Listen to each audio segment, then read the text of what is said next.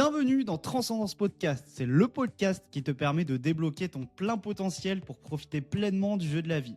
Nous sommes Flavien et Colo, tous les deux coachs et préparateurs physiques passionnés par l'entraînement, l'alimentation et plus largement par l'exploration de nos capacités. Dans ce podcast, nous nous représenterons comme deux personnages d'un jeu vidéo qui cherchent à level up dans le maximum de compétences. Belle écoute! Yo yo yo, ici Colo Smart Training et Flavien pour un nouvel épisode sur la chaleur. Avec ces fortes chaleurs là, on voit beaucoup de conneries dans les actualités et sur les réseaux. Donc on se devait de prendre tout ça en main et de donner notre avis. Comment vas-tu, mon Flav? Très bien, et toi? Ouais, ça va chaudement comme on dit. Ouais, chaudement, il fait bien chaud en effet, sous canicule. Mais du coup, ouais, on va parler, ça va être super intéressant là, l'épisode, on va parler chaleur. Est-ce qu'il faut s'entraîner sous chaleur? Est-ce que il y a des inconvénients? Est-ce qu'il y a des bénéfices? Voilà, on va décortiquer tout ça rapidement dans un but voilà, d'entraînement ou pas forcément. On va vous parler de tout ça et comment en fait même s'adapter à la chaleur si votre but c'est pas forcément s'entraîner, être meilleur en sport, comment simplement mieux réagir face à la chaleur. On On va va vous échanger donner là-dessus. quelques petits conseils Voilà. pratiques, évidemment. Donc restez bien jusqu'à la fin. Avant tout, on se fait une petite actualité sportive. Comment ça va? Quelles sont les dernières news? Est-ce que tu as des courses prévues? Yes, Dis-nous tout. actualité sportive, enfin si, course prévue week-end prochain, pas celui-là, mais le 4 juillet, je vais à Morzine faire la Spartan Race de Morzine, format Beast. C'est là où j'avais fait l'année dernière le championnat du monde ultra. Cette année, j'ai pas du tout fait de long, j'ai pas du tout préparé un format ultra, même si j'aurais bien aimé les refaire, mais c'était un peu risqué avec la prépa que j'avais faite. Beaucoup d'intensité, très peu de volume. Très peu de basse intensité. Donc je me suis mis sur le format Beast et au menu un peu plus de 21 km, hein, 100 mètres de D+, et au moins 30 obstacles. On verra comment ça va se passer. Sachant que depuis hier, j'ai une petite douleur, je sais pas si c'est une périostite qui est arrivée subitement ou une sorte de mini fracture de fatigue. Quelque chose que j'ai jamais eu. Je vais faire attention. C'est suite en plus à une sortie en dénivelé. J'étais Elle pas est forcément localisée où ta douleur? c'est, au niveau de la partie, intérieure, Ouais. de mon tibia, juste au-dessus de la malléole, interne, quoi. Donc, Ça on verra. ressemble à, ça ressemble à ce dont je sors justement ouais, de mon Ouais, côté. on verra. Mais on peut toujours adapter, donc si c'est ça, ça veut dire qu'il faut que j'attaque, le vélo, la piscine. Voilà. J'avais pas envie d'attaquer la piscine pour le le Alpha Ironman de fin août. Mais c'est la vie, elle veut me mettre à la piscine, directement, Putain, quoi. t'attaques tard, toi. J'attaque tard, mais je vais la poncer quand je vais attaquer. Bah, de mon côté, pareil, bah, moi, j'en sors justement, cette périostite. J'ai encore des petites, gênes, je dirais, de temps en temps. C'est pour ça que je suis assez prudent sur le volume en course à pied. Heu, mais c'est vraiment au stade de gêne. C'est pour ça que c'est un peu traître ce type de blessure parce que tu sais pas vraiment si c'est un peu ton cerveau qui te joue des tours, qui te dit, «Bah, regarde, c'est encore là», ou si vraiment, tu peux reprendre à 100. Donc pour le Mmh. moment, je suis prudent, mais je pense rattaquer un peu l'intensité là, en début de semaine Oui, prochaine. En tout cas, j'ai vraiment plus mal, on peut plus considérer ça au stade de douleur. Vraiment, c'est à la limite, c'est une gêne de temps en temps, mais voilà. je le Bon, sens à même pas sur écouter, tous quoi. mes runs. Ouais, clairement. Par contre, comme toi, quand je fais du trail avec du dénivelé, notamment négatif, je le ressens plus. Et oui, c'est ça, ouais, ouais. Là, Ouais. ça pourrait être, bah, douleur. S'il y en a d'ailleurs Enfin, qui ont des périostits qui nous écoutent, si vraiment c'est pas, très, très grave et que voilà, vous avez juste une gêne ou autre quand vous faites du plat ou des descentes, du coup, vous aurez plus de gêne parce qu'il y a plus d'impact. Vous pouvez simplement faire des côtes et après marcher tranquillement sur les descentes, limiter les impacts. Parce que bon, si vous faites, juste des côtes, c'est pas possible de faire que des côtes, faut forcément faire de la descente après à moins qu'on qu'on vienne vous chercher. Mais du coup, faites des côtes et marchez en descente si vous voulez faire vos intensités autres, c'est aussi possible. Si vraiment vous voulez rester sur l'activité de la course à pied. Après bien sûr, là, toi, tu as été blessé, j'imagine, tu as bien roulé, j'ai vu que tu as fait beaucoup de sorties de vélo. Tu as ouais, dû progresser en vélo, peut-être en nage ouais, carrément. aussi? J'ai poncé Voilà, le vélo et la vous nage pouvez du coup, progresser donc partout toujours. comme d'habitude, blessure, c'est une opportunité pour bosser autre chose. Franchement, après 1 mois et demi à avoir été blessé, j'aurais pas pensé dire ça, mais je suis content d'avoir été Ouais. blessé finalement. Parce que c'est vrai que j'aurais même pas autant poncé le vélo et la piscine tellement j'étais confiant avec ma course à pied. Je progressais, je me voyais, battre, des records du monde de 10 kilomètres et préparer mon semi. Mais finalement, j'aurais pas eu autant de temps à dédier au vélo et à la piscine. Donc, ouais, Mmh. je suis content d'avoir été blessé, ça a été une belle Ouais. opportunité et du coup, ouais, j'ai vraiment, vraiment poncé le vélo. Je suis à 250 kilomètres semaine là depuis, quasiment 1 mois et demi. Ouais, ça progresse bien, ça avance. La natation, je commence à progresser techniquement, de moins en moins fatigué dans l'eau, presque prendre du plaisir. En tout cas, quand je vais en eau libre, ouais, c'est cool, franchement, nager dans des lacs, tout ça. Bon, la piscine, c'est Ouais, toujours un c'est peu, incroyable. chiant parce qu'il faut compter les carreaux, au fond de l'eau. En fait, ce sport, c'est ça, ça se résume Bah, à compter dans les le lac, carreaux au fond de l'eau. tu vois pas le fond de l'eau, donc tu vois rien, Ouais, donc comme ça, c'est ça, c'est ça ça. fait Mais ouais. voilà, en tout cas, la prépa se continue bien, donc road to, Ironman 70.3 de Vichy dans moins de 2 mois maintenant. Voilà, je suis Yes! bien excité. Voilà. Et quelle chance justement en vrai d'avoir un vélo parce que pareil, moi j'étais blessé en début d'année, je pouvais pas courir et ben, je pouvais, m'envoyer vraiment des sorties en vélo, m'envoyer sur de l'intensité tout dessus. Sans vélo, voilà, j'aurais fait autre chose, hein, il y a toujours des choses à faire, hein. Des ergots, du rameur, du ski erg, il y a plein de choses à faire. Mais, en vrai le vélo, top, incroyable. Ça régale, Ça le régale, biclou. yes. Faites du biclou. Mettez-vous des cartouches sur le biclou, ça fait toujours du bien. Et puis en plus, là, sous canicule, un peu plus de vent, vous, dissipez un peu plus vite, la Honnêtement, chaleur. tu le sens pas le saut sur le vélo. Enfin, tu sens bien que tu as chaud, mais je veux dire, ça va comparé à la course à pied. Voilà. La En course à côte, ça pied, je doit trouve ça taper un peu, mais un peu dur en termes de ressenti. Tu ressens que c'est plus dur, mais alors le vélo, franchement, ça va en vrai, hein. C'est yes. comme tu dis, il y a de l'air, donc il suffit de s'habiller en blanc, de s'arroser régulièrement. Bon, on va y venir de toute façon au conseil, hein, Oui, on mais va y venir. On va y venir. franchement, ça passe. D'ailleurs, juste mini aparté avant qu'on attaque vraiment les adaptations que vous allez avoir sous chaleur, s'il faut s'entraîner sous chaleur, etc. Donc, bien sûr, vous l'avez remarqué, si vous faites du sport, c'est plus dur quand on est sous chaleur, sous forte chaleur.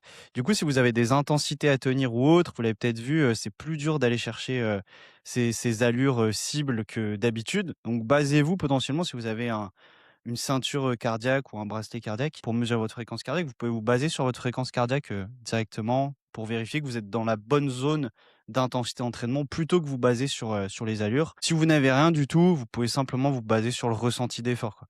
Donc c'est-à-dire, 8 sur 10, 9 sur 10, 10 sur 10. Si vous êtes de la basse intensité, voilà, vous vérifiez que vous pouvez, toujours parler, être, voilà, un ressenti d'effort 2 à 3 sur 10. Si vous pouvez mesurer votre fréquence cardiaque, vous vérifiez qu'elle n'augmente pas trop, pas de dérive cardiaque, ouais, de plus, 5, battements par minute sur votre sortie. Il y a toujours moyen de vérifier, même si vous êtes plus lent que d'habitude, c'est normal, mais au moins vous êtes dans les bonnes zones. Parce que l'autre fois d'ailleurs, sur Paris, j'avais une séance seuil à faire. Clairement, j'étais pas au seuil, j'étais beaucoup trop haut parce que j'ai voulu, simplement suivre mes allures. Pourtant, voilà, je savais très bien qu'il fallait mieux que je me base sur la fréquence cardiaque, mais j'avais quand même envie d'aller chercher les allures de d'habitude et vraiment c'était super dur, quoi. J'étais pas du tout au seuil, j'étais plus haut en termes d'intensité. Mais bon, c'était cool quand même. Ouais et tu disais, mais avec une ceinture cardiaque, mais même si vous avez une montre, hein. Alors je sais que la montre, c'est pas ultra précis, mais voilà, ça vous donne généralement une fourchette d'une séance à l'autre qui reste la même. Donc basez-vous sur vos fréquences cardiaques habituelles que vous donne la montre. Ça passe quoi. Voilà. Si d'habitude vous courez votre zone 3 à 150 BPM, là, pendant les chaleurs, potentiellement, vous serez en zone, 2 à 150 BPM. Donc vous serez avec une Bah, vous allure serez, moins non, ouais, vous vous serez dans les serez mêmes zones. Vous oui, serez dans les mêmes zones, je dis de la merde, vous mais serez dans c'est les juste que mêmes vous zones, allez courir simplement plus l'allure lentement, qui quoi. Ouais, aura voilà, qui c'est aura ça, qui va prendre un coup, quoi. Vous serez à vos c'est allures de ça. zone 2, ça se trouve, alors que Voilà, c'est ça que en je voulais réalité, dire. vous êtes en zone 3. Ouais, ouais, c'est clair. Bah, moi, voilà, ouais, c'est ça, quand je courais là à Paris l'autre fois pour faire ma séance seuil, j'étais à, ma fréquence cardiaque, j'ai maintenu mes mêmes allures, mais du coup, j'étais beaucoup plus haut, j'étais au-dessus du seuil, c'était, c'était pas drôle, mais C'était chaud. c'était chaud. Let's go. Du coup, on attaque. Faut-il Ouais. s'entraîner sous chaleur? On va nuancer tout Réponse ça. Réponse, réponse oui ou oui. non? Non, réponse Réponse, ça dépend. ouais, ça dépend, c'est toujours la bonne réponse. Mais du coup, on va répondre à tout ça, nuancer, vous montrer les bénéfices. Déjà, il faut comprendre, on a déjà fait un épisode sur l'exposition au froid, l'exposition au chaud. Il faut comprendre que c'est un stress quand il fait très chaud, votre corps est stressé et du coup, le corps, il essaie toujours équilibrer votre organisme, quoi, votre homéostasie et du coup, pour ça, il cherche à évacuer la chaleur le plus rapidement possible. Il y a plein de mécanismes. D'ailleurs, l'homme, par rapport à plein d'autres animaux, il est bien doté pour ça avec la transpiration, la sudation. Vous l'avez remarqué, quand il fait chaud, quand vous avez trop chaud, vous transpirez, vous êtes rouge et cetera. Du coup, c'est simplement un stress qu'il faut apprendre à dompter et vous allez avoir, plein d'adaptations, super intéressantes qu'on va décortiquer. Est-ce que tu veux, attaquer là-dessus d'ailleurs? Tu sais? Du coup, ouais, il y a pas mal de d'éléments, hem, sur l'entraînement à la chaleur. Déjà, dans quel contexte? Vous êtes une population à risque, vous avez déjà des antécédents de malaise, à cause de la chaleur, vous avez une maladie cardiaque, vous êtes, diabétique, bref, tout ce qui vous relie au milieu médical, il faut bien évidemment être ultra, ultra, ultra vigilant. Ça ne veut pas dire que vous pouvez pas le faire, ça veut dire qu'il faut que vous soyez encore plus vigilant qu'une personne lambda. Heu, vous n'êtes pas entraîné, c'est pareil. Là, c'est pas le moment de se dire, «Ah bah, il fait 40, je vais me mettre à la course à pied, je vais aller faire un 10 bornes», alors que j'ai jamais couru de ma vie avant, c'est pas le moment. Oui. Donc Après voilà, voilà, quand on parle ça de ça va de soi, quoi. ça va de soi. Quand on parle de contexte au début du podcast, c'est vraiment, c'est bien de s'entraîner à la chaleur pour certains, c'est pas bien de s'entraîner à la chaleur pour d'autres.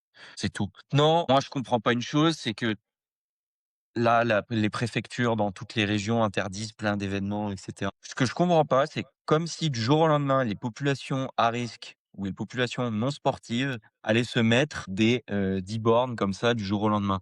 Ça m'étonnerait complètement. Il fait chaud, les gens ont la flemme, ils vont rester chez eux. Donc je comprends pas pourquoi on fait tant de prévention, de dire: «Ah, il faut pas aller courir».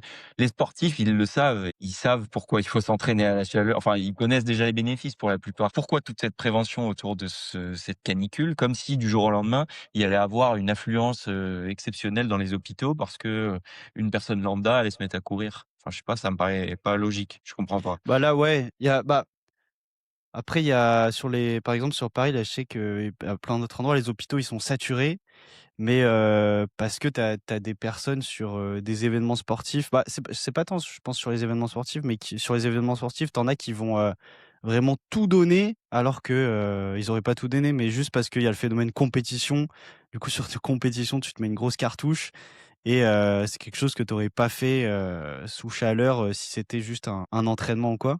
Et après tu as plein de festivals et cetera. Après c'est tout ce qui est dérivé avec l'alcool, il y en a, ouais, ils se mettent des grosses cartouches, mais autrement, plutôt avec l'alcool et du coup, tu as pas mal d'hôpitaux, saturés là-dessus. Mais par exemple, tu vois, à Paris, il y a des événements, annulés. Là, il y a un festival qui est annulé, là, ce week-end. Il y a quoi d'autre? Il y a le Half de Nice qui est enfin le Oui, oui, l'Ironman de oui, Nice, qui de est manière qui est générale, qui est annulé et tout, ouais, annulé. ouais. Après, tu vois et tu aussi, peut-être le meeting de Paris, la Diamond League qui va être annulé. Mais potentiellement, tu vois, les athlètes de haut niveau, enfin, ils se connaissent, tu vois?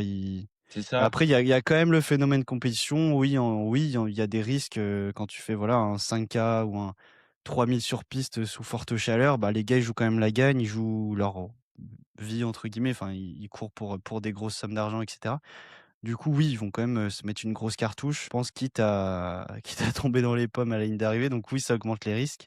Si les hôpitaux sont saturés, après, ouais, ça peut se comprendre et puis après, ouais, c'est peut-être aussi pour, le public et cetera, rester en tribune, mais bon, à voir.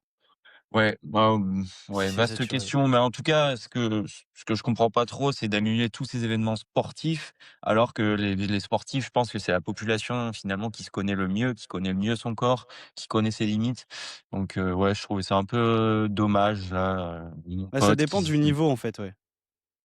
Parce que, par bien exemple, j'ai sûr, déjà vu là, je devais faire un Irox organisé ce week-end, mais non officiel.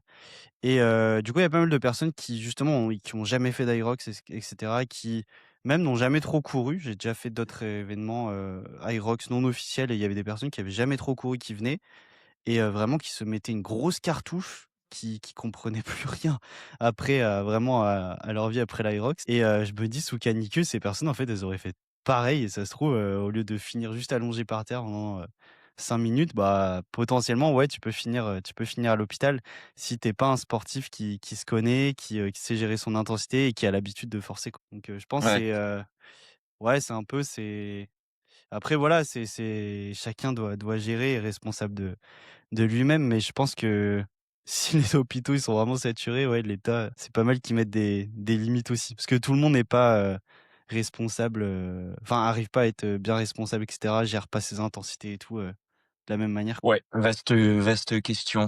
Hem, En tout cas, une chose est sûre, l'entraînement à la chaleur, ça peut avoir des bénéfices. Voilà, d'ailleurs, en ce moment perso, en ce moment, j'aime bien les périodes difficiles justement, l'hiver quand vraiment il caille, il pleut et tout, ou là quand il fait très chaud. Perso, je vais quand même m'entraîner, toi aussi tu t'entraînes beaucoup. Je me dis, là, je suis en train de prendre l'avance sur les autres en fait, parce que ça se trouve, il y en a qui vont pas s'entraîner tout simplement. Donc là, tu prends de l'avance, tu as plein de bénéfices en plus, donc quand on va vous citer tous les bénéfices que vous pouvez avoir là, ça va vous donner envie de vous entraîner sous chaleur. Bien sûr, toujours comme on l'a dit, faut s'écouter et pas finir, chez les pompiers ou à l'hôpital. Mais du coup, est-ce que tu veux commencer à citer, comment en fait le corps réagit, niveau physio? Comment ça se passe? Ouais, Et les bah, alors bénéfices déjà, qu'on peut avoir? il y a pas mal d'études qui ont été faites, notamment chez des cyclistes, qui montrent que la chaleur permettrait d'augmenter le taux d'hémoglobine dans le sang. Yes. Donc alors pour ça déjà, il y a plusieurs conditions. Il faut, s'exposer suffisamment aux entraînements en chaleur et on parle de 7 à 15 entraînements.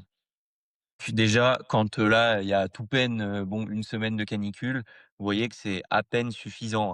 Quand on fait des études sur l'entraînement en chaleur, c'est des mecs qui recréent les conditions de la chaleur. C'est-à-dire qu'ils se mettent sur un vélo, d'appartement ou un merde, comment on appelle ça? Un home trainer et qui naturellement se couvrent plus, augmentent la température de la salle et bannissent l'utilisation des ventilateurs. Donc c'est des conditions qui sont recréées, c'est même pas des conditions réelles, de dehors.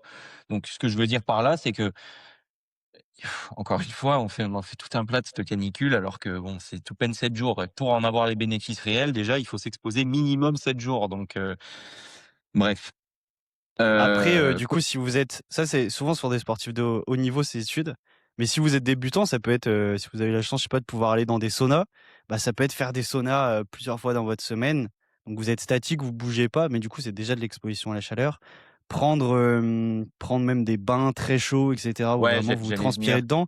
D'ailleurs, Sean, Sale, il en parle dans son podcast justement des bains chauds. Si vous êtes très débutant, vous avez pas accès au sauna et cetera, ou le sauna est trop dur pour vous, pour avoir les bénéfices d'entraînement à chaleur, vous pouvez faire, potentiellement des bains chauds ou alors exposition au sauna et après si vous êtes Post-entraînement. plus aguerri, bah, training sous chaleur. Post-entraînement, c'est hyper intéressant de ce que j'ai vu, de s'exposer à la chaleur. Donc, vous faites votre entraînement, votre fractionné et après, sans transition si vous le pouvez, vous allez directement vous mettre dans le bain chaud pour continuer à profiter des bénéfices de la chaleur Yes, sur l'aspect physiologique. Et d'ailleurs, l'aspect physiologique, venons-en. Donc, ces études qui ont été réalisées sur, les cyclistes, elles montrent donc une augmentation du taux d'hémoglobine dans le sang. Donc, l'hémoglobine, c'est un transporteur de l'oxygène. Qui dit plus d'hémoglobine dans le sang dit plus de transporteurs d'oxygène. Si on compare ça à des taxis, vous avez plus de taxis qui vous emmènent à la gare centrale, plus de taxis chargés, plus de personnes qui vont à la gare centrale, donc une meilleure affluence. Ce que je veux dire par là, c'est que vous avez des taxis vides qui est l'hémoglobine non fixé à l'O2 et l'hémoglobine qui est fixée à l'O2 et grâce à la chaleur, on a plus de fixation, plus de merde, comment on dit? D'attraction entre l'hémoglobine et l'oxygène et donc plus d'oxygène vers le cœur, potentiellement un effort moindre du fait que la fréquence cardiaque baisse à l'effort. Musculairement, c'est plus facile aussi. Enfin, je veux dire, vous avez plus d'oxygène disponible pour l'effort, donc pour vos muscles effecteurs, pour la fréquence cardiaque, et cetera, et cetera. Et donc, par quel processus finalement, tout ça, ça se crée?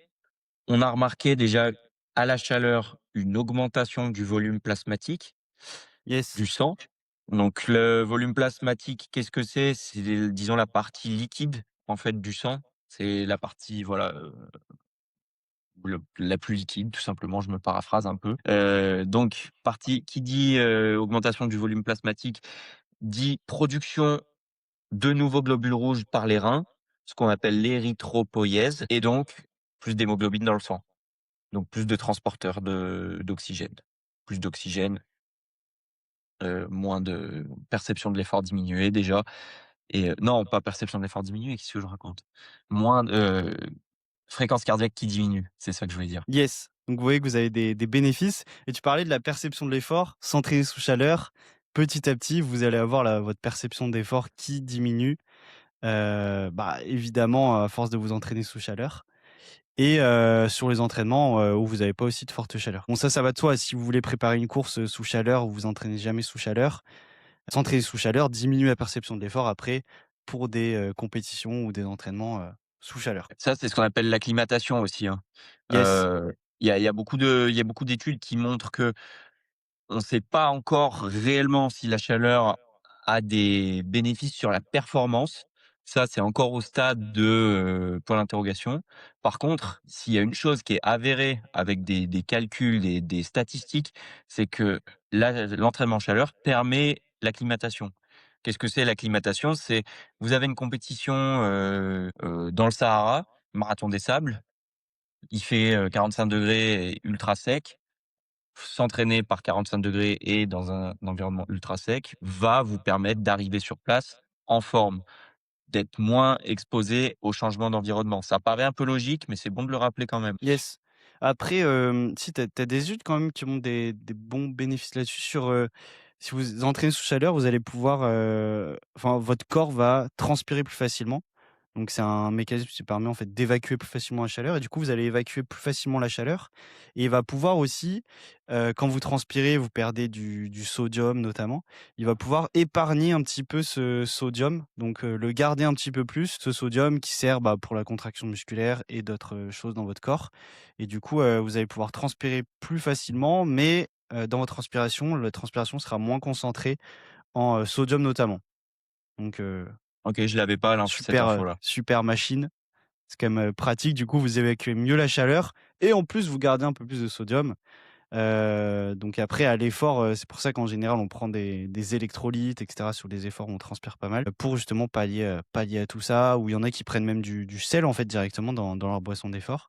Bah, là, du coup, votre corps augmente sa capacité à le conserver tout en évacuant, plus facilement la chaleur par la transpiration. Quand je dis que c'est pas prouvé que ça a des effets sur la performance, là, je cite l'étude du coup qui a été effectuée sur des coureurs cyclistes. Donc c'était lors d'un camp d'entraînement en chaleur avec des cyclistes élites. Donc ce que les résultats de l'étude ont montré, c'est bel et bien une augmentation de la masse d'hémoglobine dans le sang, donc les transporteurs d'oxygène, ça OK. Par contre, est-ce que ça a un lien direct avec les performances sur un contre-la-montre, par exemple? On ne sait pas. D'accord, il y a plus d'hémoglobine dans leur sang. Maintenant, est-ce qu'ils font un meilleur temps sur leur course? Tu vois? On ne sait pas. Yes. On peut pas dire directement: «C'est la chaleur qui a fait que tu as gagné 2 secondes sur ton contre-la-montre», tu vois? Après c'est une subtilité, on sait qu'on fait des Oui, oui, oui, déductions. c'est On ça. déduit du fait qu'il y a plus d'hémoglobine dans le sang, ça paraît logique de dire: «Vous êtes vous êtes en meilleure forme pour performer, quoi». En tous les cas, l'acclimatation là, celle-là, elle est avérée, ça c'est un fait et voilà, ce qui était bon de mentionner aussi sur l'étude, c'est qu'on était avec des sujets déjà très entraînés, un niveau élite. Oui, c'est pour ça qu'ils Est-ce ouais, ils faisaient que du vélo, dans des saunas et cetera. voilà, les mecs, ils ont l'habitude, donc Oui, c'est les clair. bénéfices sur la performance, ils sont minimes. Maintenant, on prend Et puis un je intermédiaire rebondis ou juste, tu le disais qu'il faisait, dans l'étude, c'était, une dizaine de fois, voire plus, je crois. Une dizaine d'entraînements par semaine, je crois, sous chaleur. Ouais, ce qui est énorme, en fait. Du coup, si nous, on n'est pas habitués à s'entraîner sous chaleur, on aura des bénéfices même avec, 2 même entraînements par avec semaine, ouais, sous chaleur, hein. ouais, ouais, ouais. Même une petite Après exposition, c'était même pas des entraînements comme je disais, ça peut être juste, vous exposer, dans des saunas, vous faites rien du tout ou dans des bains chauds ou pour certains, ça va être juste marcher dehors sous, plein soleil, sous, canicule et cetera. C'est déjà un gros entraînement et votre corps va recevoir ce stress.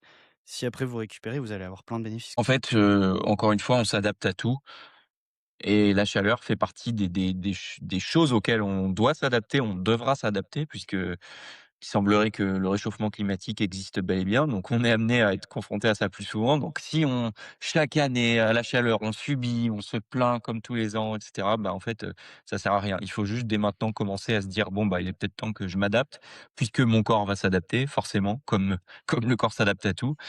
Voilà. Maintenant, Après l'autre attends, je vas-y, rebondis juste sur ça. vas-y, vas-y. Je me rappelle quand j'étais plus jeune, je faisais un peu tout à l'extrême. Je me disais: «Tiens, je veux plus avoir froid et tout, je veux m'adapter au froid». L'hiver, vraiment, je vis en slip chez moi. Vraiment, enfin, j'étais chez mes parents, du coup, je pouvais pas ne pas mettre le chauffage, tu vois, s'il y avait du chauffage ou quoi. Et du coup, je me disais: «Go me cailler tout le temps». Du coup, comme ça, après, j'aurais plus froid et avec la chaleur, je raisonnais pas. Je me disais: «Bah, go avoir chaud tout le temps, comme ça, au bout d'un moment, mon corps, il va s'habituer», tu vois? Mais pour que du coup, en fait, c'est comme l'entraînement. On peut pas s'entraîner toute la journée. Si vous voulez avoir les bénéfices de l'entraînement, il faut récupérer. Du coup, là, la chaleur, c'est un stress. Pour avoir les bénéfices de ce stress sur vous, il faut du coup avoir des périodes où vous récupérez, donc des périodes, pas sous chaleur. Si par exemple vous chez vous, vous êtes dans, je sais pas, dans un appartement, il fait très chaud, sous les toits et cetera, c'est Vous vraiment dormez c'est pas, vous dormez pas, vous mettre des grosses cartouches sous chaleur la journée pour, vous vous dites: «J'aurai des bénéfices», mais le reste du temps, vous êtes encore sous chaleur, il fait tout le temps chaud, bah, vous vous allez récupérez pas, en pas fait. en fait, vous récupérez pas et vous allez pas avoir les bénéfices. Vous allez avoir, quasi aucun bénéfice, ça va être, de plus en plus dur, vos performances, logiquement, elles vont diminuer et c'est pareil pour le froid. Vous faites, je sais pas, l'hiver des bains froids, puis vous vous réchauffez jamais, vous êtes tout le temps en état de stress, la journée, vous caillez du début à la fin, la nuit aussi, le la journée, je sais pas, bon personne fait ça, mais vous mettez, tous les jours, bain froid et vous restez dans le froid tout le temps, sans vous essuyer, je sais pas quoi. Bah, pareil, vous allez pas avoir les bénéfices parce que vous restez tout le temps dans un état de stress et vous récupérez jamais, quoi. Donc En fait, c'est le principe de ouais, c'est ça, l'hormèse. c'est ça, c'est ça. C'est on confronte le corps à un stress, l'entraînement, le froid, le chaud, heu, bref, c'est Peu déjà pas mal, importe, plein de peu stress. Oui, importe c'est top et déjà. on lui accorde ensuite une période de récupération qui permet au corps d'assimiler ce stress et donc de devenir plus résilient pour que la prochaine fois, il se confronte mieux à ce stress, Oui il l'absorbe mieux. et prin ouais, C'est aussi ce qu'on appelle, dans l'entraînement, le principe de surcompensation. ouais, exactement ce que j'allais dire. Grosse période d'entraînement intense pour, faire monter le niveau de stress, récupération pour que le corps l'assimile et soit capable encore plus de tolérer ces grosses charges d'entraînement. Voilà et du coup, plus vous avez un stress important, plus il faut récupérer, en conséquence, quoi. Donc C'est pour ça qu'il y a aussi le principe de charge d'entraînement. On peut pas se permettre d'être tout le temps à 200 et d'être progressif, dans l'intensité, à l'infini. Au bout d'un moment, il faut récupérer. Il faut se laisser une semaine de ce qu'on appelle le deload, par exemple en musculation. On peut pas être à 100 à 200 tout le temps. Il faut forcément passer par cette période de récupération, tolérance de la charge, d'absorption de la charge pour finalement que ton corps accepte la prochaine fois de, se confronter à cette charge, à ce stresseur, le froid, le chaud, l'entraînement yes, et juste ainsi avoir de les suite. bénéfices, en fait, de ce que vous avez fait, quoi. Parce que en fait, il faut comprendre l'exposition au chaud, l'exposition au froid ou l'entraînement, c'est pas ça qui vous donne directement les bénéfices. Ça indique à votre corps, ça indique la voie, Mmh. ça indique à Voilà. votre corps dans quelle Ça envoie direction à votre corps un signal. vous ouais, dans quel, dans quoi vous voulez qu'il s'adapte, quoi. Donc vous exposez un stress à votre corps. Et votre corps, si vraiment vous récupérez, c'est la récup qui vous donnera tous les bénéfices, quoi. Mais c'est pareil avec, tous les êtres vivants. Tu prends une plante, d'altitude, qui est pas, souvent exposée à la chaleur et cetera. Tu la mets, dans le désert du Sahara, d'un coup sec, bah, logiquement, ta plante, bon elle va mourir, quoi. Alors que si tu l'exposes, petit à petit et cetera à la chaleur, peut-être un jour elle pourra vivre, dans le désert du Sahara, quoi. Voilà, c'est pareil pour Ouais, nous. peut-être. Ouais, peut-être, petit à petit. Non, mais c'est clair que c'est un bon exemple, les plantes, tu as des plantes qui ont vécu des dizaines de millions d'années, qui ont survécu dans des environnements ultra hostiles. que ce soit, en Sibérie, tu retrouves des plantes typiques de la région ou dans le Sahara, des plantes typiques de la région. Ces plantes-là, on se demande comment elles ont survécu, mais finalement, c'est au fur et à mesure des années que le climat a changé. Ça a pas toujours été ultra chaud ou ultra froid, le monde est fait de variations, de périodes glaciaires à périodes, bon, je sais plus, je suis pas biologiste. Voilà, en gros, il y a toujours des variations et les êtres vivants sont un super exemple de résilience parce qu'on s'est toujours adapté historiquement, avec plus ou moins de variations. Voilà, c'est pour tout ça pour montrer qu'on est des êtres d'adaptation, encore une fois. Ça. Bah, voilà, tous les êtres vivants s'adaptent si, bah, s'ils ont pas trop de stress d'un coup. Voilà, si le stress est bien toléré. Voilà, donc Bon gérer pour votre, tu voulais résumer? ouais, j'allais dire pour tolérer ce stress, qu'est-ce qu'on peut donner comme conseil pratique justement? On en a déjà, Bah, déjà pour tolérer ce évoqué bon stress, du coup, c'est voilà, c'est là, on parle de la chaleur, mais ça peut être pareil pour tout. C'est déjà être progressif à votre niveau. Si vous avez l'habitude déjà de faire du sport, quand il fait chaud, l'été, et cetera, sous canicule, ça va être, pareil, il faut juste être progressif. Potentiellement, on vous l'a dit au début, vos intensités, il faudra les revoir à la baisse. En fait, pour être dans la même zone d'intensité, vous allez peut-être, si vous faites de la course à pied, ben, courir moins vite. Si, vous êtes, quelqu'un qui veut juste s'adapter à la chaleur, qui s'entraîne pas forcément, bah, ça se trouve juste aller, marcher, 10 minutes dehors, tous les jours, sous le soleil et dans un environnement chaud, ça va vous suffire pour avoir des adaptations.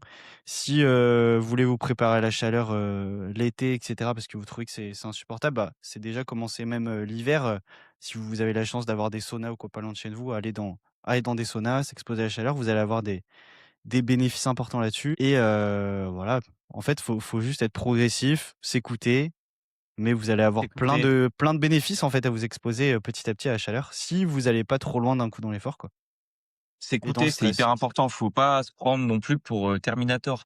C'est pas parce qu'on C'est voit clair. beaucoup aussi sur, les réseaux ou même là, on en parle dans le podcast, on dit: «C'est bien de s'entraîner à la chaleur», tout ça. Écoutez-vous, c'est important. C'est pas parce que nous, on le fait et que potentiellement on le tolère bien, on le digère bien, que tout le monde en est capable, que vous soyez sportif, pas sportif. Ça me fait penser hier, ma copine, elle est très sportive, très forte, elle s'entraîne énormément, elle a l'habitude, tout ça. Elle pensait que bon, la chaleur, c'est tolérable, c'est OK. Elle est partie sur sa sortie vélo où elle a mis quand même pas mal d'intensité. Elle a dû s'arrêter au 15e parce qu'elle était en surchauffe. Elle disait: «Ouah, je me sens pas bien». Elle commençait à avoir des vertiges et cetera. Mal dormi depuis une semaine comme tout le monde parce qu'avec les chaleurs, on se réveille pendant Ouais, la nuit. voilà, Donc c'est important de vous écouter. C'est c'est ultra, clair. ultra important. Si vous commencez à avoir voir des papillons, la tête qui tourne, faut pas se dire: «Ouah, c'est le moment où ça travaille vraiment là». Ouais, Et d'aller c'est clair, encore c'est plus à clair. fond. Si vous commencez à voir, voilà, des yétis et des sangliers en pleine ville, parce que Voilà, vous c'est le êtes, moment de en pleine s'arrêter là. hallucination, ouais, arrêtez même un peu avant, écoutez-vous. C'est C'est encore une fois, si vous êtes sportif, vous connaissez l'intensité, vous avez l'habitude potentiellement de vous mettre des cartouches, voilà, tout le temps, même en plein hiver et cetera. Vous connaissez les sensations de l'effort, d'un ressenti d'effort élevé. Vous savez quand c'est pas normal, mais si vous avez pas forcément l'habitude de l'entraînement, bah, écoutez-vous, allez-y progressivement et voilà, faire quand même un peu d'intensité ou autre, il y a pas de souci, sauf si, voilà, vous faites, déjà pas de sport du tout, c'est comme tu disais, c'est pas le moment de se dire, «Tiens, je vais attaquer la course à pied, sous canicule». Attendez peut-être un peu et commencez peut-être juste au début par de la marche. Si vous faites pas du tout d'activité physique, ça sera déjà très, très bien et aussi, ouais, juste mini aparté, on dit que le la chaleur, c'est un peu les stages d'altitude pour, enfin des pauvres, quoi. Donc c'est-à-dire que ceux qui veulent, s'entraîner sous chaleur, enfin, ceux qui ont pas les moyens forcément de faire des stages en altitude, s'entraîner sous chaleur, bon, amènent des bénéfices assez similaires, comme tu le disais, sur, le volume plasmatique et cetera. Assez similaire, mais de ce que j'ai pu lire et voir, quand même moins flagrant. Yes, yes, c'est L'altitude pas pareil, ouais. Bah, Ouais, pour l'altitude, citer, par exemple, vas-y. pour ce qui est de l'augmentation de l'hémoglobine dans le sang, c'est vraiment, comment dire? L'intensité des effets de l'altitude, elle est très élevée, alors que l'intensité des effets de la chaleur, elle est un peu moins élevée. Disons qu'en fait, quand on dit que la chaleur il faut s'entraîner en chaleur, c'est que c'est un effet secondaire finalement de l'entraînement. Dans le sens où vous allez maintenir votre entraînement. Maintenant, s'il peut faire chaud en plus, bah, tant mieux parce que ça va vous apporter du positif. Mmh. Maintenant le fait est-ce que Est-ce qu'il faut vraiment le faire comme les professionnels, s'entraîner tout le temps, se mettre en condition, faire du vélo dans le sauna et cetera? Est-ce que vous allez tirer des super bénéfices de l'entraînement en chaleur en comparaison avec l'altitude? Non. Si vous avez le choix entre les 2, privilégiez l'altitude. Oui, Maintenant, on n'est pas professionnel et non, on va pas aller faire du vélo dans notre sauna, c'est oui. sûr et certain. Maintenant, c'est pourquoi on dit qu'il faut s'entraîner en chaleur, c'est parce qu'il y a beaucoup de gens qui, sous prétexte que c'est la canicule, arrêtent tout alors que c'est pas le moment. Non, maintenez simplement votre entraînement et vous tirerez des bénéfices, c'est Voilà, tout. si d'habitude vous avez l'habitude de tout le temps courir, et cetera, bah, juste courez, mais voilà, réduisez les allures de course, les intensités potentiellement, et cetera. Et après, donc là, l'entraînement sous chaleur, il y a plein de bénéfices, mais c'est quand même un stress supplémentaire. Par exemple, si vous vous dites: «Tiens, franchement, ça a l'air trop bien tous les bénéfices qu'on peut avoir sous chaleur», vous vous entraînez déjà hyper souvent, vous voulez rajouter en plus du sauna dans votre semaine, bah, peut-être que vous allez pas le tolérer, en fait, parce que vous rajoutez du stress dans votre bocal. Est-ce que à côté, votre récup, elle est suffisante pour récupérer de ce nouveau stress que vous ajoutez en plus, sans réduire les autres? Bah, ça peut-être pas, à vous de voir. Donc On peut pas, encore une ouais, fois, tout c'est est pas infini. contextuel, Ouais, c'est ça, on tout est peut pas ajouter du contextuel. stress à l'infini. Ça dépend tout le temps du contexte, en fait, et de la personne. Donc quand je vois, il y a plein de réels là, centrés sous chaleur, c'est top et tout, et cetera, ou alors, tout l'inverse sur les réseaux. Ça dépend vraiment du contexte. Courir sous chaleur pour quelqu'un, ça va être une cata. Pour quelqu'un qui s'entraîne pas, par exemple, il a pas l'habitude de courir du tout et qui attaquerait là, sous canicule. Et pour d'autres qui ont vraiment l'habitude de courir, qui ont des hauts niveaux, bien sûr, courir sous chaleur, il y aura des bénéfices, quoi. Voilà, ce qu'il faut comprendre, c'est que c'est pas le saint graal. Là, on voit, des trends de partout, comme tu dis sur les réseaux, «Ouah, l'entraînement sous canicule, ça va vous faire devenir que Terminator grâce à ça». C'est Non, clair, ouais. non, l'entraînement sous chaleur, ça ne remplace pas les séances clés, par exemple. Ça remplace pas une séance au seuil, une séance de VO2 max et et très important, il faut pas que vous le fassiez, par 42 degrés votre séance de seuil, ou de VO2 max. Enfin, vous pouvez, hein, si vous êtes vraiment un athlète entraîné et cetera, pas de souci, mais à ce moment-là, privilégiez plutôt les moments entre guillemets «frais» de la journée, le matin tôt, avant 7 heures ou le soir après 21 heures pour faire votre séance de seuil de VO2 max. C'est plus cohérent parce que là, vous êtes déjà sur des intensités très élevées avec potentiellement une fréquence cardiaque qui monte au-dessus des 180. Si vous faites ça en plus sous 42 degrés, dehors, plein de cagnards, pas de chapeau, pas de lunettes de soleil, pas d'eau, là, vous clamsez, hein, c'est sûr et certain. Donc ce que nous, on vous recommande, c'est plutôt, ben, de faire vos séances, tranquilles, d'intensité, heu, pas d'intensité, qu'est-ce que je raconte? De zone 2 d'endurance fondamentale, ça, il y a pas de souci, vous pouvez y aller et même si vous voulez appuyer un peu, allez-y, appuyez, mais écoutez-vous. Écoutez-vous, observez vos datas, observez votre fréquence cardiaque. Si vous voyez que vous montez beaucoup, de manière assez, inhabituelle, réduisez. C'est pas grave, un entraînement, si vous perdez un entraînement et encore c'est même pas perdu puisque vous êtes entraîné quand même. Mais si vous respectez pas le plan d'entraînement tout le temps à la lettre, bah, c'est pas grave. Ouais, c'est clair. C'est ce qu'on disait au début. Après, si vous avez, voilà, une un cardio-fréquence mètre ou autre, basez-vous sur la fréquence cardiaque, vérifiez que vous êtes dans la bonne zone d'intensité plutôt que sur vos allures. Et après, c'est important pour vous de maintenir des allures élevées, et cetera, parce Mmh. que, du coup, courir moins vite, ça peut, bah, vous avez moins de vitesse de course, et cetera. Oui, Ça peut être entraîner, ouais. contre-productif dans certains cas aussi, hein. C'était le même débat qu'il y avait avec, s'entraîner en altitude, s'entraîner en basse altitude et récupérer en haute altitude. Quand on était en stage, je me rappelle, il y avait ce débat un petit peu où il Attends, disait, redis? t en gros sur les athlètes, vaut mieux s'entraîner en altitude et vivre en altitude ou s'entraîner en basse altitude et vivre en haute altitude. Et du coup, le débat, c'était tout simple, c'était en gros, si tu t'entraînes en basse altitude, tu peux maintenir tes allures de course élevées et tu récupères en haute altitude, comme ça tu as aussi le bénéfice de la haute altitude. Que si tu Ouais. t'entraînes en haute altitude, bah, du coup, tu as des allures de course moins élevées, du coup, tu es plus habitué à courir aussi vite qu'avant.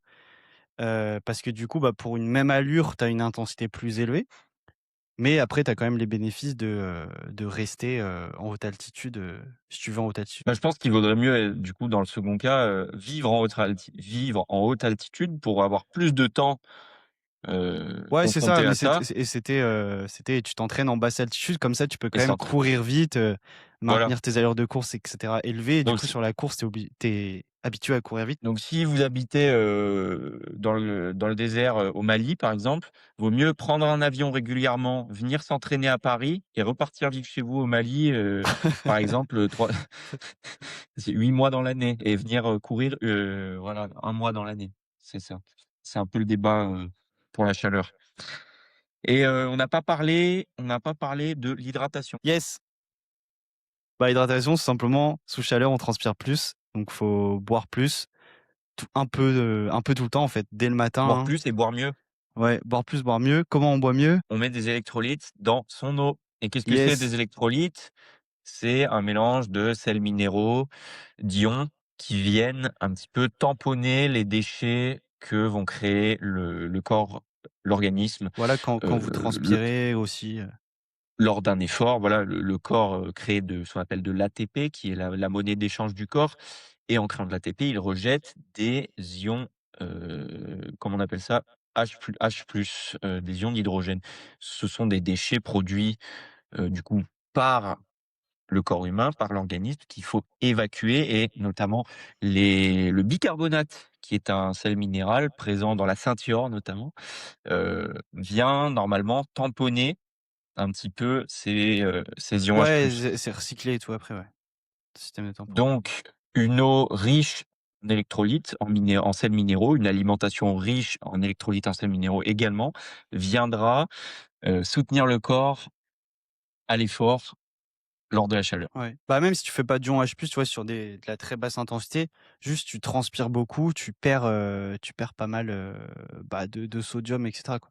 Donc avoir des électrolytes, c'est top. Si vous avez pas le budget pour les électrolytes, mettez du sel, dans Du votre sel, gourde, en fait, tout simplement, hein. vous pouvez rajouter une petite pincée de sel dans votre eau, ça mange pas de pain et au contraire, ça va vous permettre de mieux, récupérer à la suite de vos entraînements. J'aime bien dire que, il faut boire, alors attention, ouvrez vos oreilles. Il faut boire le delta en eau perdue au cours de l'entraînement, plus la quantité que vous avez bu au cours de l'entraînement, fois 1,5 durant les 2 heures qui suivent l'entraînement. C'est compris? Alors je le refais. Vous allez perdre admettons, vous partez courir, vous Bah, pesez vous perdez 1 72 litre, tu peux faire 1 litre, c'est simple comme ça. voilà, vous perdez 1 litre d'eau, Et franchement, vous vous vous dites pesez avant de peut-être: partir, vous 1 pesez litre, c'est 72 beaucoup, mais en vrai, ça non. se perd super facilement, hein. Ah Ouais, bah, ouais, ouais. ça se perd vite, hein. Donc vraiment, J'ai perdu, hydratez-vous, hein. hier, j'ai perdu 2,2 kg entre la pesée du matin et la pesée du soir, Ouais, moi. ouais. Donc vas-y, Et sur alors ton j'ai bu, hein, exemple, dans la journée, j'ai bu ouais. et j'ai mangé. J'ai mangé McDo même. Wouah! Ça faut pas le Non, dire. ça c'est rare, pour toi. Ouais, du coup, un Bref, litre, mettons, vous partez courir 72 kilogrammes, vous revenez de courir, vous vous pesez 71 kilogrammes. Pendant l'entraînement, vous avez bu une flasque de 500 millilitres. Ça veut dire qu'il y a au total 1,5 kg d'eau de perdu, de consommé. Donc vous faites ce 1,5 kg, 1,5 fois 1,5 qui est le coefficient un petit peu qu'on utilise dans ce calcul-là. Dans les 2 heures qui suivent, donc ça fait 1,5 fois 1,5, ça fait 2, 2,25. 2,25. Merde. Ça fait 2,25, donc 2,25 litres à boire dans les 2 heures qui suivent, votre effort. Non, mais voilà, ouais, petit à petit, par petites gorgées et vous avez 2 heures en gros pour, refaire vos stocks. Donc dans cette eau, vous mettez du sodium, des électrolytes et là, potentiellement, vous êtes sur un bon ratio pour récupérer de manière optimale. Yes, parfait. Parfait, parfait. Et yes, voilà. Et je pense que s'il y a un dernier truc qui résume un peu l'entraînement en chaleur et qu'il faut retenir, c'est que c'est pas non plus un levier de progression majeur. Comme je disais tout à l'heure, c'est un effet secondaire, c'est un effet cumulé. C'est vous vous entraînez toute l'année, continuez à vous entraîner. Réduisez l'entraînement, écoutez votre corps, OK. Et là, vous récoltez les bénéfices du truc. Si maintenant vous misez tous vos chevaux, vous mettez toutes vos billes sur: «Je vais aller m'entraîner à la chaleur», vous attendez le moindre rayon de soleil, l'heure la plus chaude de la journée, quand c'est au zénith, quand il fait 42 pour vous dire: «OK, c'est le moment, j'y vais, là, je vais tout péter». Vous êtes à côté de la plaque. C'est pas un levier de progression. Il vaut mieux tout miser sur vos séances, clés, vos séances de VO2 max, par exemple, pour progresser en course à pied, en vélo, vos séances de seuil et les faire à la fraîche, dans de meilleures conditions, moins chaud, moins perdre d'eau, une perception de l'effort qui est plus basse, toutes les Ouais, c'est enfin, ça, en bref, fait, c'est que le stress, il sera moins élevé, quoi. Ou voilà, alors le si vous stress, la ça faites sous pleine chaleur, du coup, vous allez, descendre un peu vos allures de course pour être dans les mêmes zones, d'intensité, quoi. Parce que donc la finalement, chaleur, ce qu'on disait, ça vaut mieux rajoute du stress, en fait. tout Donc à faut fait, donc augmenter la récup derrière. Est-ce que vous voilà, pouvez, dans votre semaine, augmenter la récup? Ça se trouve, non, parce que du coup, tu l'as dit, on dort moins bien et cetera. Donc voilà. Mais du coup, le message, voilà. c'est, oui, on peut s'entraîner sous chaleur. En fait, ça dépend tout le temps du contexte, qu'on vous a donné des éléments et voilà, si vous n'avez pas le choix de vous entraîner sous chaleur parce qu'il fait tout le temps chaud, oui, vous allez avoir des bénéfices, pas besoin de tout arrêter, mais il faut juste adapter un petit peu, on vous a donné les clés, adapter les intensités, adapter enfin les allures du coup, adapter, l'hydratation, boire 2 litres d'eau, cul Et sec avec du sel. ouais, voilà, Bon, voilà. pour Franchement, on a cet fait le tour, épisode. hein. Donc pas mal Ouais. d'éléments de réflexion, hein, voilà, comme d'habitude, rien n'est tout blanc, rien n'est tout noir. Vous pouvez vous entraîner à la chaleur, vous êtes pas obligé. Vous pouvez privilégier les heures fraîches pour faire vos entraînements clés, pas de souci. Maintenant, faut arrêter d'en faire tout un pataquès et moi, de mon point de vue, faut arrêter de fermer les écoles parce qu'il fait, 40°. Enfin, je veux dire, il y a pire dans la vie, mais c'est un autre débat. Et après, ouais, je voulais juste rajouter un mini tips. Potentiellement, si vous utilisez même un ventilateur ou autre, bah, chez vous, en fait, le principe du ventilateur, c'est assez simple. C'est que quand vous transpirez, vous avez un peu une couche de chaleur autour de vous. Ça vous aide, en fait, à dissiper, la chaleur, tout simplement, le ventilateur, le vent ou autre. Donc du coup, ça vous aidera à vous refroidir, quoi. Ouais. Même si en soi, j'avais ce débat avec mon père, avant-hier, je crois. Il disait: «Ouais, mais te quand tu mets du enfin, quand tu démarres ton ventilateur, en fait, tu as plus chaud», selon lui, parce que, du coup, ça crée de la chaleur. En fait, oui, le ventilateur, du coup, bah, il va dégager un petit peu de chaleur, mais vu qu'il t'aide à, évacuer, la température, et la fine couche, de chaleur que tu as autour de toi, du coup, tu auras une perception de chaleur qui va diminuer et du coup, tu auras moins chaud, quoi. Donc par contre, là où il a raison, je pense que là, je suis dans ma chambre fermée. J'ai le ventilo qui tourne. Je pense que le ventilo fait augmenter la température de la pièce. Maintenant, moi, vu que le ventilo est dirigé sur moi, j'ai la perception qu'il fait moins chaud. Ouais, c'est ça, c'est une histoire de perception. Bah, ouais, en fait, tu avec un ventilateur, du coup, logiquement et si tu en as pas, bah, la température de la pièce, oui, elle va augmenter. Mais en soi, si ta perception de chaleur diminue, bah, c'est Par tout contre, bon, quoi. arrêtez d'être des débiles et de mettre votre ventilateur toute la journée, branché alors que vous êtes même pas à côté, parce que non, ça va pas refroidir l'air. Oui, oui, ça va l'augmenter, ouais. Si vous êtes pas à côté, ça sert à rien. Mais du coup, ça permet d'évacuer l'air, déjà chargé, bah, autour de votre peau en vapeur d'eau et d'évacuer plus facilement la transpiration. Donc Voilà, voilà. on a fait le tour. Yes! Bon, on se Et dit ben, à moi, très je vais bientôt. m'entraîner sous chaleur, moi, en plus. Ouais, moi tout à l'heure. Je Je vais vous dis courir. une bonne heure. Et ben, à bientôt, à très vite pour de nouvelles, aventures et puis, faites-nous part de vos questionnements. On a tendance à traiter un peu les sujets d'actualité, donc c'est pour ça qu'on a parlé de la chaleur, mais n'hésitez pas, hein, à poser vos questions comme d'habitude. Si vous avez des sujets que vous voulez qu'on aborde, nous, on se fera un plaisir de vous lire et de les aborder, de répondre à vos questions. Yes, allez, parti.